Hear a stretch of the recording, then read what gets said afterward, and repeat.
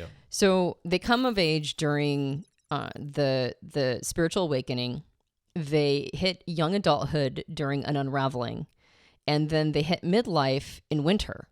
And so it's the can-do attitude, right? It's the, I guess we're going to have to fix this attitude of Gen Xers that oftentimes help the entire culture get through winter.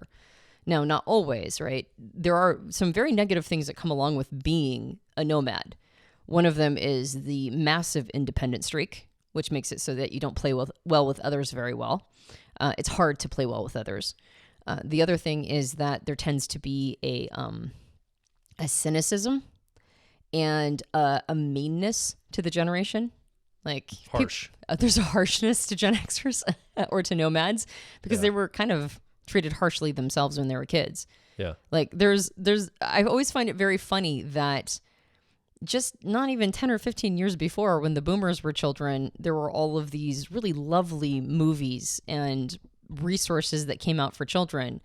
And then during the time period of Gen Xers, it was like Children of the Corn and The Omen and Rosemary's Baby. And like, there's all these movies and TV shows that made children the villains. And then almost like it was set to a clock.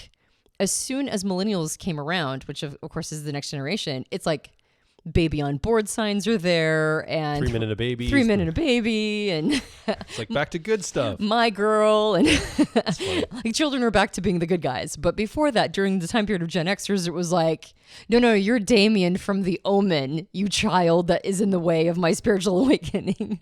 So there's a harshness to Xers, and people don't always like it, but there's a candor to it. There's a get it done attitude. There's I guess I have to figure it out. But there's also a winner takes all mentality among this generation, which means that this is the generation where like some of us are literally the wealthiest people on the planet, and some of us are, we never really got out of the trailer park. And I say this as somebody who was raised in a trailer park, by the way. It's like, that's the schism of this generation. It's very winner takes all. And it's harsh that way. Like there's a harshness to Xers that it's hard to overcome.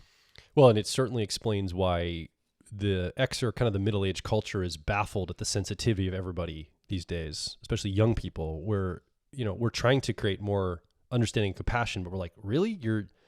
That's triggering, that's upsetting? Like that's not even a tenth of what I had to deal with as a kid or as a young person. And that doesn't excuse it. I'm just saying, like, I think our generation, the nomad generation, Xers in particular, really struggle with why people are so easily offended or triggered or whatever. Yeah. Well, and what's interesting though is I've also found Gen Xers to be some of the harshest in their support and white knighting of people's sensitivities. Does it make sense? Well, maybe because of the trauma that was faced as children, young adults. Yeah, exactly. I mean, they're the ones who also like put forward this idea of needing really high quality food, right? Because we're all raised on mac and cheese. Like we let ourselves into the house with a latchkey, and then we made ourselves mac and cheese, right? Every afternoon. Yeah, and ate Doritos and drank soda, right? And then all of a sudden it was like, it became really important to make sure that like high quality food is everywhere. Yeah. And it's a reaction against how you're raised. And I think in some ways the harshness made it so that there is a certain subset of Gen Xers that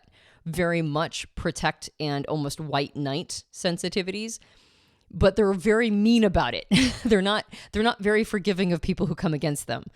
Even the people who would be called quote right side of history people, if they're Xers, they're kind of dicks about it. Yeah. And that's just that harshness of the generation. Yeah, I think you'll see Xers putting infrastructure and, like you said, industry in place to accommodate what their ideals are. Whether you agree with them or not, they're not just trying to speak forth their ideals, they're trying to create them. So I think Howard Schultz, he might be a boomer, I don't know, but not the founder, but one of the founder of the modern day Starbucks created this idea of a third place, a place to meet outside the home. It wasn't a private place, it wasn't a public place, it was kind of this personal third place. It was kind of an ideal. Whether he was an Xer or not, that's kind of an Xer ethos.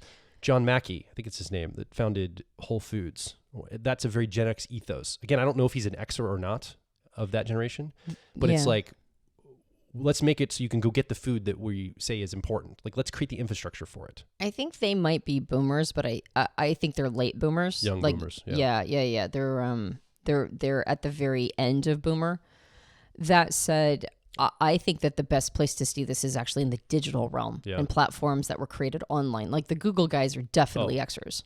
Google guys, I think all of those Yahoo, Google, all those early tech companies, even some tech companies now, and now all those people are venture capitalists funding the next round of investment of technology. Exactly. Yeah. So you really see these platforms in a digital space, and that I believe is one of the biggest thumbprints of Xers. Is the virtual and the digital platforms that they created. That infrastructure is very influenced by the can-do, get it done, make it happen hacker ethos of Xers. Yeah.